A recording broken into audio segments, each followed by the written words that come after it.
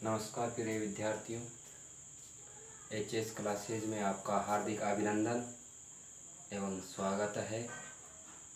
आप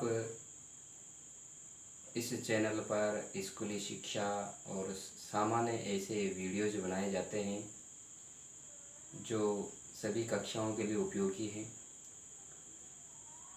आज हम कक्षा 10 की पुस्तक है सामाजिक विज्ञान, और उस सामाजिक विज्ञान के यूरोप में राष्ट्रवाद जिसके पार्ट 2 पर हम बात करने वाले हैं।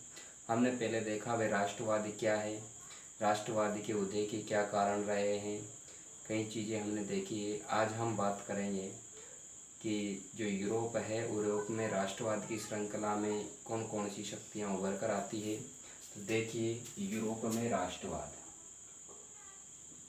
यूरोप में राष्ट्रवाद, ठीक है, यूरोप में राष्ट्रवाद। अब देखो, हमने देखा कि उदय के जो कारण हैं, यूरोप में जो राष्ट्रवाद हुआ है उस राष्ट्रवाद के होने के कई कारण रहे हैं। अब जब ये यूरोप में जब राष्ट्रवाद की भावनाएं पनपी तो लोगों ने जो फ्रांस है उस फ्रांस से राष्ट्रवाद की प्रेरणा मिली थी, और वहाँ की जो राजा हुआ करते थे लुई 16वां, और उस लुई 16वें की हत्या कर दी गई। अब उसके बाद में वहाँ पर जब ये सत्ता आम जनता जो नागरिक है उनके हाथों में जब आ गई तो फिर वहाँ पर एक नई शक्ति उभर कर सामने आई जिसका आपने नाम सुना होगा, नेपोलियन। इस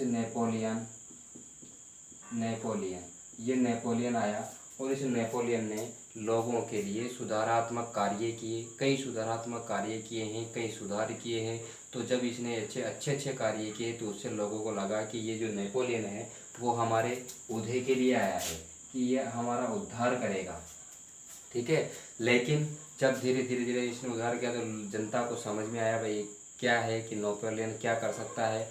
तो उन्होंने क्या है, लोगों की सुधारात्मक कार्य करने के लिए एक नेपोलियन संहिता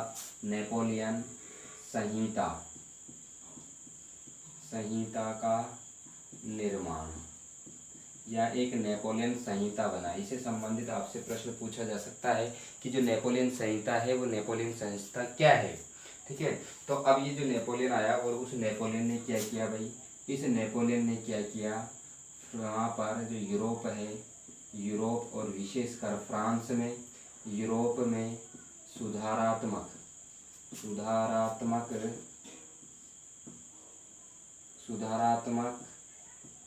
व शासन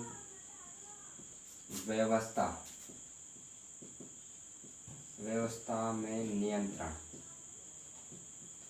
नियंत्रण के कार्य किए, ठीक है, कार्य किए। अब ये कार्य करने के लिए जो नेपोलियन है उसने क्या किया कि नेपोलियन ने एक संहिता का निर्माण किया, एक संहिता बनाई कि हमारे राज्य में, हमारे राष्ट्र में ये संहिता होनी चाहिए और इसके तहत विभिन्न कार्य होना चाहिए। तो नेपोलियन ने जो संहिता बनाई, उस संहिता का जो नेपोलियन संहिता है, इस जो नेपोलियन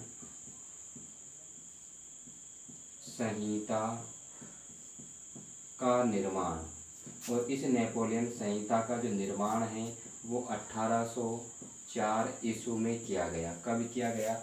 1804 ईस्वी में किया गया। ये हो गया। जब जनता को लगा भाई ये क्या पता क्या करेगा, तो आपको पता हो फ्रांस की यानी यूरोप की बहुत सारी शक्तियों ने मिलकर इस नेपोलियन को हराया था, और उस नेपोलियन के जो एक युद्ध हुआ वो हुआ 1815 में। यानी यूरोपीय जो देश है बहुत सारी शक्तियों ने एक साथ मिलकर इस नेपोलियन संहिता का क्या किया, इस नेपोलियन से युद्ध किया, और उस युद्ध में नेपोलियन की हार हुई, जिसको हम कहते हैं वाटरलू का युद्ध। क्या कहते हैं? वाटरलू का युद्ध। और ये जो वाटरलू का युद्ध है वो कब हुआ? 1815 ईस्वी में हुआ। कब हुआ? 1815 ईस्वी में हुआ। अब हम देखते हैं नेपोलियन की जो संहिता है, इस संहिता में क्या क्या लिखे गए हैं। तो नेपोलियन की जो संहिता है उसमें बताया गया है कि नेपोलियन ने जो किया, सबसे पहला जो कार्य किया, यानी कि नेपोलियन की जो संहिता है, इस नेपोलियन संहिता में नेपोलियन ने क्या किया कि विशेषाधिकारों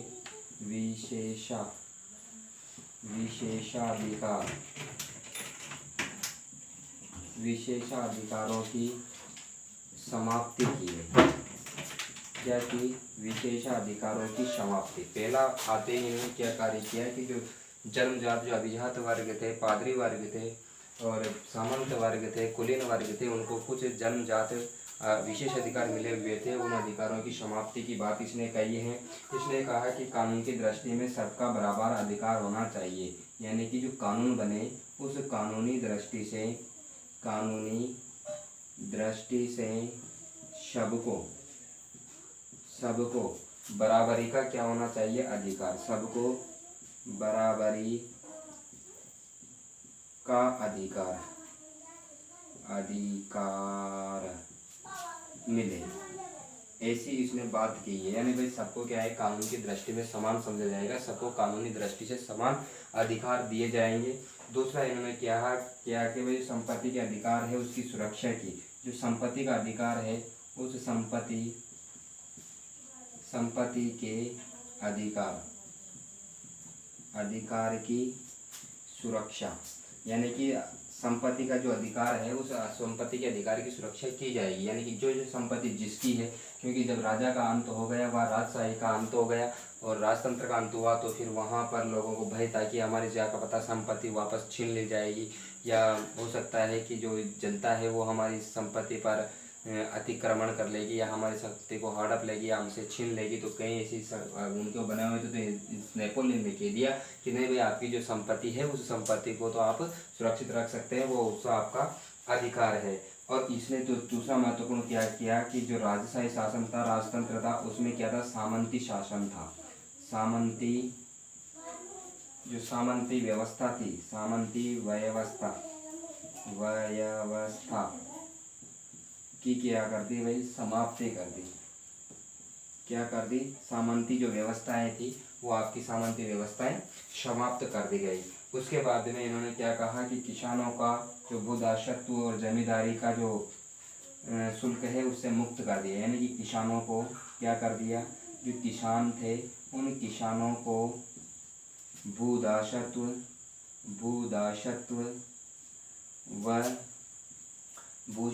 व जमींदारी, ठीक है, जमींदारी शुल्क से क्या कर दिया? शुल्क से मुक्ति की बात कही,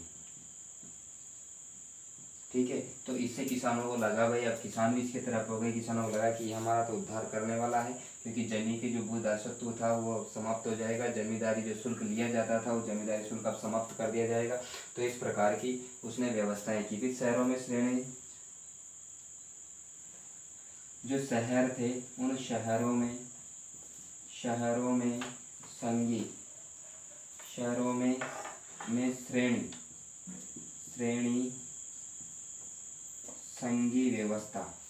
श्रेणी संघों, ठीक है ना, श्रेणी संघों के नियंत्रण को हटाया। इसने आते हैं उस संहिता में क्या किया कि शहरों में जो श्रेणी संघों की जो व्यवस्थाएं बनी हुई है उन श्रेणी संघ की व्यवस्थाओं को पर जिनका नियंत्रण है उसको हटा दिया भाई, उनको मुक्त कर दिया जाएगा। अब यातायात और संचार की व्यवस्था में इसने सुधार किया। क्या किया? जो यातायात की व्यवस्था थी, यातायात की व्यवस्था इसने क्या किया भाई? सुधार किया। क्या किया इसने? यातायात की व्यवस्था में और जो संचार व्यवस्था थी उसमें सुधार किया। यातायात व्यवस्था व संचार व्यवस्था में सुधार किया भाई। इसने क्या किया? इसमें सुधार किया। और फिर है भार और मापने, यानी तोलने और मापने की जो इकाई है, तोलने व मापने की जो पद्धति थी उस पद्धति को समान रूप से प्रचलित करना।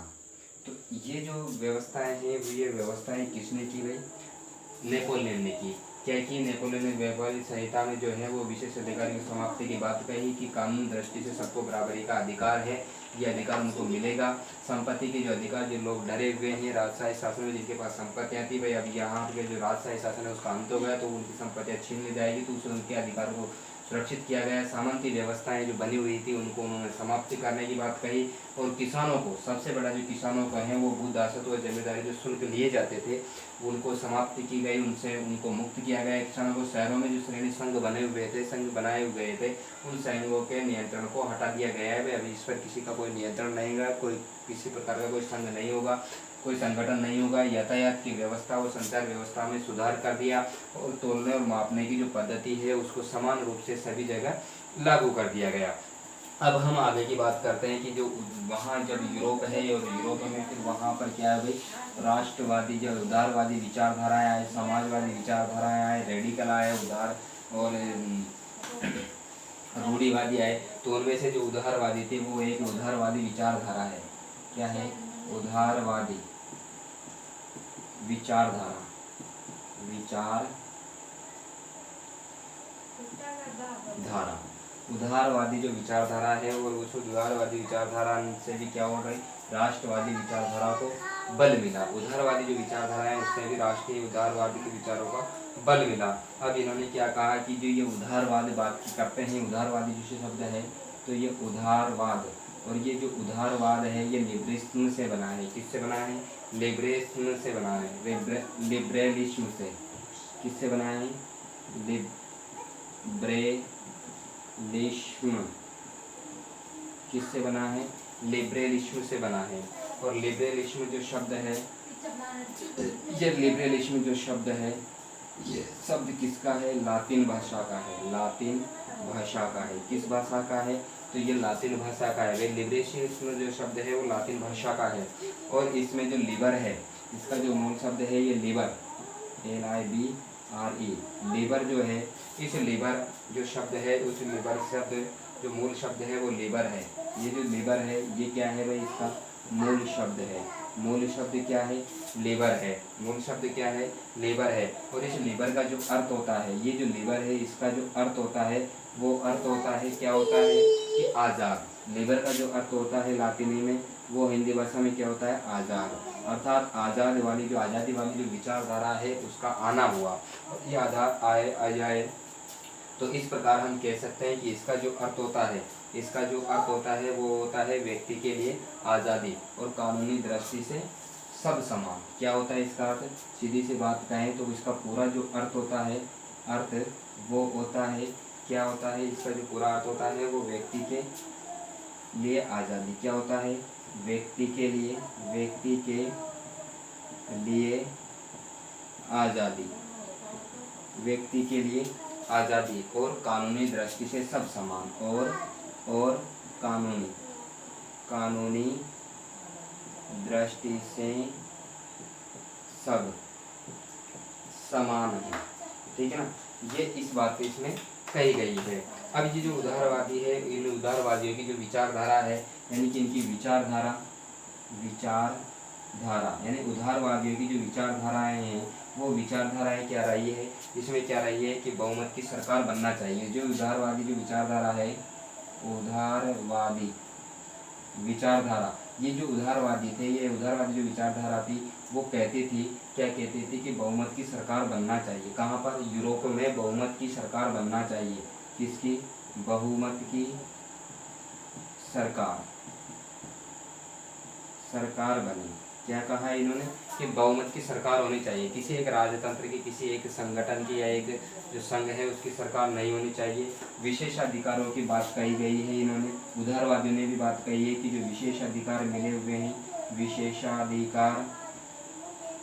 अधिकारों की समाप्ति पर बल दिया। इसने भी क्या दिया भाई? उदारवादी विचारधारा में भी जो विशेषाधिकार हैं उन विशेषाधिकारों को हटाने का बल दिया है। इन्होंने कहा है कि प्रतिनिध्यात्मक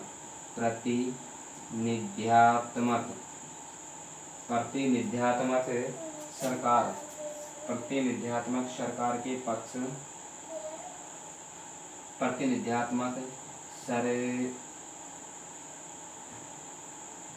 सरकार के पक्ष में थे।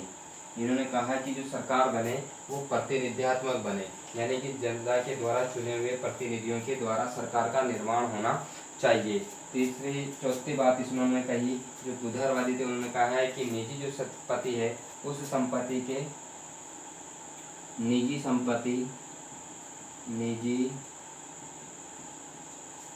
संपत्ति के पक्षधर ये निजी संपत्ति के पक्षधर थे, ठीक है ना। लेकिन इन्होंने क्या कहा, निजी संपत्ति रख सकते हैं, लेकिन जो लोग आवश्यकता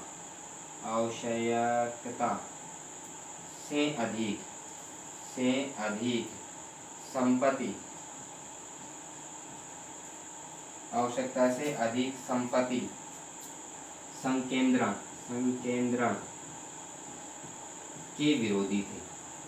क्या थे भाई, अधिक संपत्ति के संकेंद्रण के विरोधी थे। इन्होंने उनका विरोधी किया, भाई कोई भी अपनी आवश्यकता से अधिक संपत्ति नहीं रख सकते। दूसरा इन्होंने कहा कि वयस्क मताधिकार के विरोधी थे। इन्होंने कहा भाई चुनी हुई सरकार होना चाहिए, लेकिन वयस्क मताधिकार पर चुनी हुई नहीं होना चाहिए। क्या कहा इन्होंने, वयस्क मताधिकार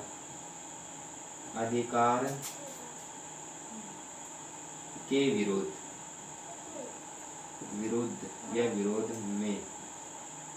में थे, ठीक है ना। ये चाहते थे भाई वयस्क मताधिकार पर नहीं होना चाहिए। किनके आधार पर, संपत्ति के आधार पर, जिनके पास थोड़ी बहुत संपत्ति है या ऐसी जो प्रतिनिध्यात्मक कोई मंडल हो, उस मंडल के द्वारा सरकार का निर्माण होना चाहिए। इन्होंने क्या कहा कि बाजारों की जो है वो मुक्ति होनी चाहिए। क्या होना चाहिए, बाजारों की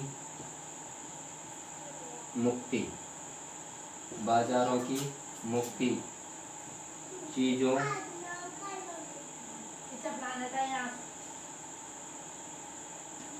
व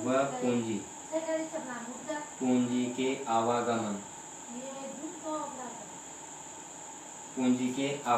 यानी जो पूंजी आवागमन है उस पर राज्य, पूंजी के आवागमन पर राज्य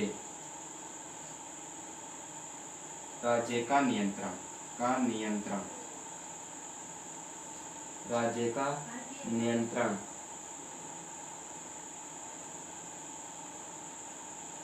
को समाप्त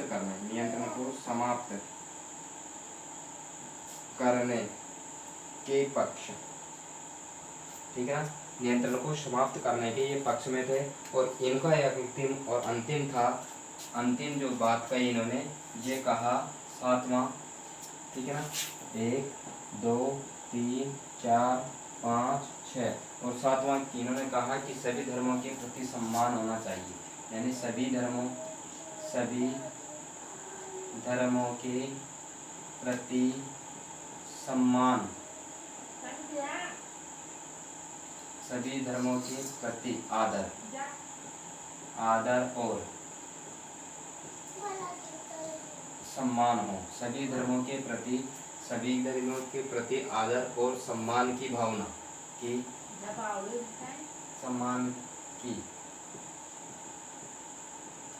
भावना पर